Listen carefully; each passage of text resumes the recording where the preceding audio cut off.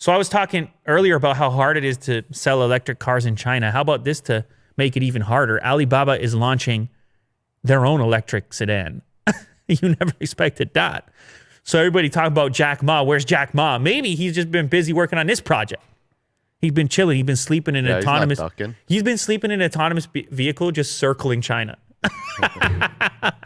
testing it out. Yeah.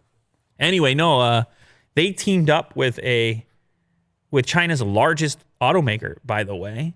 That is SAIC Motor. What do you think that stands for? Maybe Vin can get that one. What's that stand for, Vin? Sino, probably. No, he's out. I thought he was going to help us on that. What's it stand for? Oh, we're stuck. We're dead. Shanghai Automotive Industry Corporation. That's our bad. He just nods. Yes. Vin nods. Yes. He felt like he had a chance at it. He obviously failed horribly. You had a chance, man.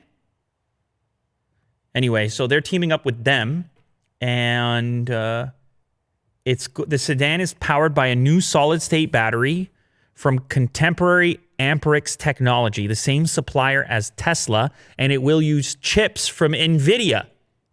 Oh. Sounds pretty cool. Yeah. Play some Cyberpunk in there. Ray trace, everything. No, I'm sure that's for the AI stuff more than the gaming.